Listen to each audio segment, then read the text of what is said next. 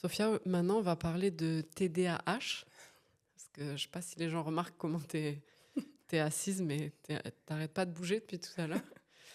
Et toi-même, t'as découvert ton TDAH à 39 ans, si je me trompe pas. Non, tu te trompes pas, j'ai découvert mon TDAH à 39 ans, donc c'est un diagnostic d'adulte du coup. Je l'ai découvert grâce à mon fils qui a été diagnostiqué TDAH à l'âge de 6 ans. Voilà, donc ça a été pour moi une surprise parce que j'ai grandi toute ma vie en pensant que j'étais énergique et que les gens étaient plus ou moins mous. Voilà. Que les gens n'avaient pas forcément la même énergie que moi, mais j'ai jamais vu ça comme voilà, un problème ou un handicap, ni de mon côté, ni du côté des personnes que je côtoyais.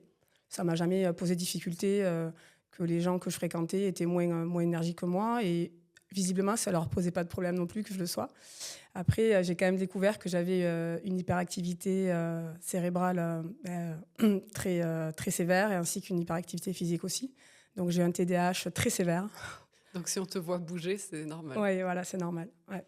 Et quelqu'un qui connaît pas du tout le TDAH, tu pourrais nous expliquer ce que c'est? Le TDAH, en fait, tu nais avec déjà, donc tu peux pas le faire partir, c'est impossible. Donc tu nais avec et tu meurs avec. C'est ton cerveau qui fonctionne de manière différente que les personnes qui ont un cerveau typique. Donc en fait, tu es neuroatypique. Et tu vas donc avoir une hyperactivité cérébrale physique, ou les deux, ou l'une ou l'autre. Ça peut aussi euh, te permettre voilà, d'être en excès de motricité, donc un excès aussi d'émotion. Donc c'est souvent couplé à de l'hypersensibilité. Il y a aussi d'autres symptômes aussi. Par exemple, tu peux aussi avoir des difficultés dans la lecture, tu peux être 10, multi-10, dysorthographique. Voilà, donc c'est couplé quand même à plusieurs autres pathologies. Alors moi, je pense que je suis TDAH sévère. Je pense que j'ai une hypersensibilité également, et je pense que je suis un peu dyslexique, mais j'ai lutté et compensé toute ma vie. Donc aujourd'hui, la légère dyslexie est quasi inexistante. Voilà. Avec des ressources que je me suis créées moi-même tout au long de ma vie, parce qu'aujourd'hui, il y a des traitements médicaux, mais à l'époque, comme je n'étais pas diagnostiquée, il a fallu que je travaille plus dur, et que je travaille sur moi et que je trouve mes propres ressources pour pouvoir apprendre dans la concentration, en cherchant voilà, la concentration. C'était très, très, très complexe. Du coup, c'est quoi les plus grandes difficultés que tu vas rencontrer dans ton quotidien par rapport à quelqu'un qui n'a pas le TDAH? En réalité, je pense que je rencontre très peu de difficultés dans mon quotidien. C'est une force et une chance pour moi d'être TDAH. Je le vois comme un super pouvoir. J'arrive à, quand je me concentre, alors par contre, voilà, toute ma vie est cadrée, contrôlée, millimétrée. Effectivement, donc j'ai besoin d'avoir ça, ça me rassure énormément, et ça rassure aussi à mes enfants, mes deux enfants qui sont TDAH. Il y a des routines professionnelles, des routines personnelles, familiales. Ça permet justement de me sentir bien, de me sentir en sécurité et en sérénité. Et donc ça, ce super pouvoir-là, ça me permet quand même de faire le travail, par exemple, de 2 personnes, voire parfois 3, en une seule journée. Donc c'est quand même incroyable, et de le faire bien. C'est surtout ça qui est important.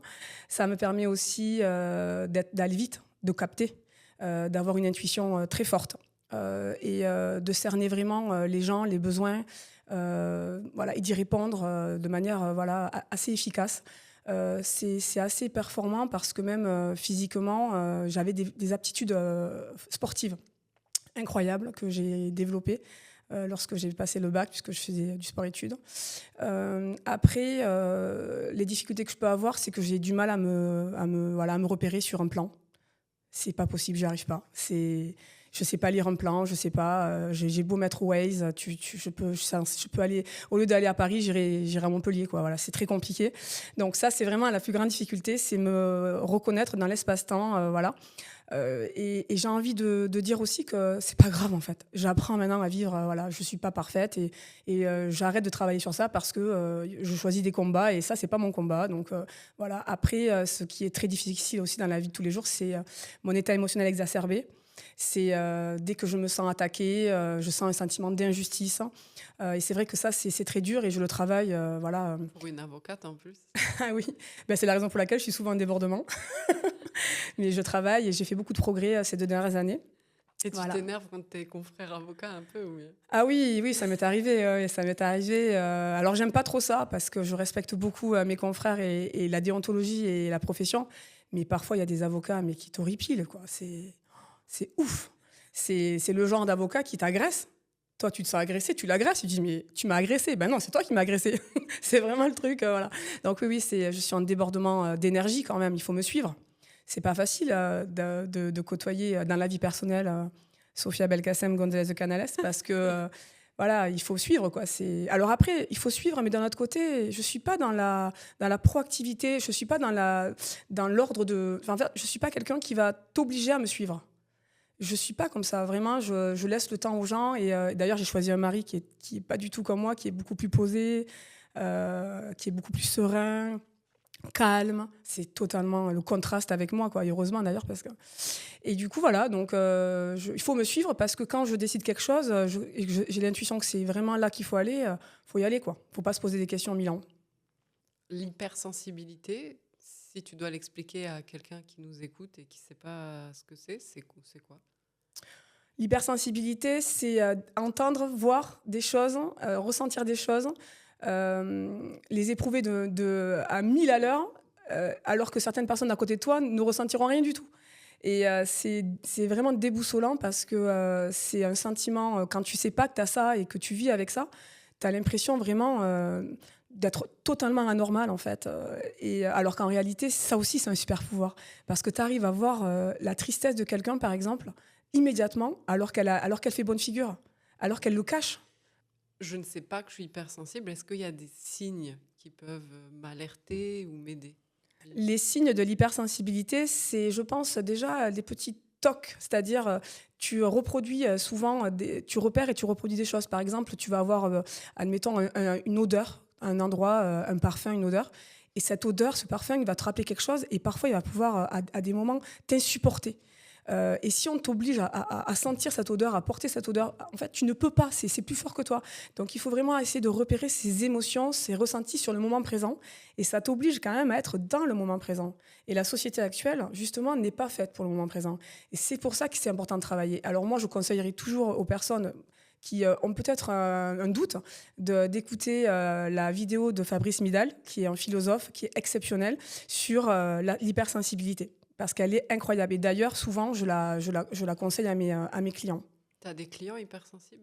Oui, j'ai des clients hypersensibles et je le vois. J'ai des clients TDAH qui ne savent même pas qu'ils sont TDAH. J'arrive à les voir. Alors attention, je ne suis pas médecin, je ne suis pas neuropsychiatre, psychiatre, tout ça. Mais aujourd'hui, j'ai cette faculté de voir dans l'autre, dans le regard de l'autre, comme un miroir, des gestes, des attitudes. Et comme je rentre dans l'intime, je rentre dans la vie des gens. Quand ils m'expliquent, je vois leurs mails, je vois leurs SMS, je vois comment ils communiquent. Ah, je me dis, oh purée, c'est moi ça. Oh là là. Et du coup, j'essaie de leur donner des conseils parce que moi-même, je me documente, je me ressource énormément, je me forme énormément. Ce qui me permet de pouvoir quand même aussi, quand je rencontre des personnes qui sont TDAH, hypersensibles, voire même qui ont même du TSA, d'accord, voilà, il y en a beaucoup aussi que je rencontre dans mes clients. Et du coup, ça me permet quand même de les orienter et de m'adresser à eux d'une autre façon. Et pareil pour leurs enfants, quand je vois des dossiers où les enfants sont TDAH, moi-même j'ai 2 enfants TDAH, mes frères sont TDAH, mes parents sont TDAH, je pense que je suis quand même assez experte en la matière, donc j'arrive toujours à donner des ressources et des conseils qui dépassent le cadre effectivement de l'avocat. Et comment tu as géré le diagnostic de tes enfants justement? Je l'ai géré comme une libération. Une libération de me dire, voilà, ça y est, on sait. On sait qu'il est comme ça, on sait qu'il fonctionne comme ça, qu'il va fonctionner comme ça. Et il est important de le savoir. et de l'accompagner. Donc là, on a mis en place tous les processus, les process, pour lui permettre de grandir bien comme un petit garçon dans sa classe, dans sa vie sociale, dans sa vie sportive. C'est très important. Après, c'est quand même particulièrement énergivore, quand même, très énergivore. Mais c'est notre destin, c'est comme ça. Je ne le prends pas comme quelque chose de triste ou de douloureux, je le prends comme une chance pour mon fils, pour mes 2 fils, d'être des super-héros. Et c'est comme ça que je leur explique leur TDAH, qu'ils apprennent à grandir avec une force et non pas une faiblesse. Et tu as dit qu'ils faisaient du sport, ils font du rugby vu qu'ils sont à Toulouse ou rien à voir? Ils font du rugby parce qu'ils sont peut-être à Toulouse, effectivement, et parce que leur papa a fait du rugby. Parce que j'adore le rugby aussi, parce que le rugby, ça véhicule des valeurs incroyables. On adore ces valeurs-là. C'est quoi les valeurs du rugby? Les valeurs du rugby, c'est la force du collectif, c'est le regard de l'autre, c'est l'intelligence humaine, sportive, collective. C'est vraiment être 15 et faire qu'un. C'est le soutien, la bienveillance, la tolérance, beaucoup la tolérance aussi. C'est beaucoup développé d'ailleurs dans le sport, l'acceptation de l'un, de l'autre. Et j'adore ces valeurs-là. C'est des valeurs qui sont pour moi comme une grande famille en réalité. Donc oui, c'était comme une évidence de les inscrire à 3 ans. Ah ouais, à 3 ans, ils sont allés cartonner au rugby. À 3 ans, ils sont allés cartonner au rugby. À 3 ans, oui. C'est incroyable quand j'y pense. Oui, oui. 3 ans. T'avais pas peur là, de les voir petits? C'est le baby rugby, c'est gentil. Ils ont commencé à plaquer il n'y a pas longtemps. Mon fils Léo a commencé à plaquer, je crois, il y a 3 mois. Ça va. À 7 ans, quoi. 6-7 ans. Ça va. Et est-ce qu'ils sont fans d'Antoine Dupont? Ah là là, Antoine. Antoine Dupont. Oui, ils sont fans d'Antoine Dupont. C'est leur héros. En plus, quand mon fils de 8 ans, Roman, a lu le livre d'Antoine Dupont qu'on lui a offert, c'est une BD, il s'est senti totalement en miroir d'Antoine. Parce que ce livre, il est assez remarquable parce qu'il parle vraiment avec beaucoup de sensibilité de lui, de ce qu'il était. Et Roman s'est vraiment senti subjugué par sa vie, son enfance, parce qu'il a commencé très tôt aussi, Antoine. Il a commencé, je crois, à 4 ans. À une époque en plus où je crois que tu n'avais même pas le droit d'avoir une licence à 4 ans. Enfin, je sais pas, il y avait un truc comme ça.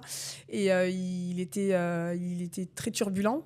Et donc Roman me dit, mais tu vois maman, Antoine, il était très turbulent quand il était petit, il était hyper actif et il a quand même réussi sa carrière dans le rugby. Moi, je vais être rugbyman professionnel. Je ferai la Coupe du Monde aussi et j'espère peut-être qu'un jour je pourrai jouer à côté de lui parce que quand même il est plus vieux que moi. Et à quoi ça ressemble une journée type quand toute la famille est concernée par un TDAH? Quand toute la famille a un TDAH, c'est un peu l'enfer. Alors en plus, nous, la nôtre, il n'y en a qu'un qui l'a pas. C'est mon mari. Donc lui, il évolue, il grandit avec une épouse TDAH sévère et un fils aîné avec un TDAH aussi très sévère et un autre fils qui a 7 ans qui a aussi un TDAH, peut-être un peu moins sévère, mais quand même qui est bien là. Alors je pense que c'est un enfer pour lui. C'est très difficile à gérer, c'est très énergivore hein, et ça prend du temps pour apprendre à trouver sa place chacun, arriver à se donner la parole parce que souvent... il faut qu'on lève la main pour prendre la parole sans se la couper. C'est incroyable à table, les discussions. Et ça part dans tous les sens. Il y en a toujours un qui a son mot à dire. Il passe du coq à l'âne. C'est incroyable, en fait. Et j'en fais partie, quand même, de ça. Donc, je fais vraiment attention maintenant de plus en plus à me poser, respirer. Et on est quand même des miroirs avec les enfants. Donc, plus ils vont voir que leur maman, qui leur ressemble beaucoup, se pose, prend le temps de laisser parler les uns les autres, je pense que ça sera aussi un exemple pour eux. Donc je travaille sur ça. Et souvent avec mon mari, on a vraiment beaucoup de mal à se parler, quoi. On n'arrive pas à se parler, il nous coupe tout le temps la parole, c'est un truc de fou. Donc on prend rendez-vous presque pour se parler, quoi. C'est quand ils sont au dodo le soir. Voilà, c'est très atypique quand même comme vie. Mais en même temps, c'est une vie remplie d'amour parce que les TDAH, les enfants TDAH sont des véritables boules d'amour. C'est incroyable, en fait, le don qu'ils ont dans leur générosité, dans leur présence, dans leur façon de s'exprimer aussi beaucoup, sans filtre.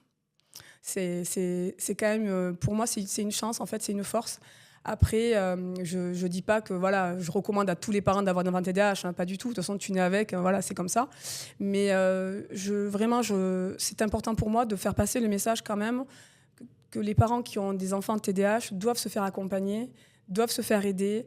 Ils ne sont pas seuls. Il y a des associations. Là, récemment, j'ai découvert un site internet, TDAH Corner, qui est incroyable. J'ai été choquée de toutes les ressources gratuites qu'il y avait sur ce site. Il y a des podcasts sur Spotify sur la thématique. Vraiment, il y a énormément de ressources. Et moi, en tant qu'avocate, justement, dans mon accompagnement pour les personnes qui divorcent et qui se séparent, j'ai créé des kits et des ressources spéciales enfants TDAH, famille TDAH, dans le cadre des séparations et des divorces. Être TDAH, c'est vivre avec 100 onglets ouverts dans la tête. En réalité, quand je passe à quelque chose, j'ouvre un onglet. Et puis, quand j'ouvre cet onglet-là, oh là là, je me dis, purée, mais attends, j'ai oublié ça. Donc, du coup, j'ouvre un deuxième onglet. Et puis, quand j'ouvre le deuxième onglet, je me dis, attends, mais j'ai oublié que j'avais le premier onglet. Et puis, dans le premier onglet, il y a encore autre chose qui me fait penser à autre chose. Donc, en réalité, j'ai 10 onglets, 100 onglets. D'ailleurs, j'ai 100 onglets sur mon ordinateur, 100 onglets sur mon téléphone portable, sur les 2 téléphones portables, parce que j'en ai 2. Et c'est très énergivore, c'est très fatigant, c'est épuisant. Mais en même temps, parfois, je me marre. Je ris. Comment tu arrives à te focaliser ? J'arrive à me focaliser, j'arrive à être focus, c'est de l'entraînement. Petite, par exemple, et lorsque je faisais mes études de droit, j'ai appris à trouver mon mécanisme, ma façon de travailler et d'être performante. Par exemple, au lieu d'aller à la bibliothèque ou à la médiathèque pour travailler, j'allais dans les bars. Dans les bars, j'arrivais à chercher la concentration. Et c'est comme ça que j'étais la plus performante possible. Et dans les bibliothèques, je cherchais la déconcentration. Voilà. Et donc, j'ai trouvé mon mécanisme. Et aujourd'hui, donc je me suis construite comme ça. Je me suis construite et je réussissais mes études de manière brillante en faisant ça. Et ce mécanisme-là m'a permis quand même d'arriver de plus en plus, en grandissant, à focaliser mon attention voilà, pour être performante. Et depuis quelque temps aussi, j'ai décidé de prendre le traitement à la Ritaline, qui est un traitement pour, justement, qui fait effet dans la journée pour vraiment améliorer ma concentration au niveau de mon cerveau, pour pouvoir être pleinement là et disponible lorsque j'ouvre un onglet et que je me concentre dessus. Mais quand même, c'est pas miraculeux, je dois le reconnaître.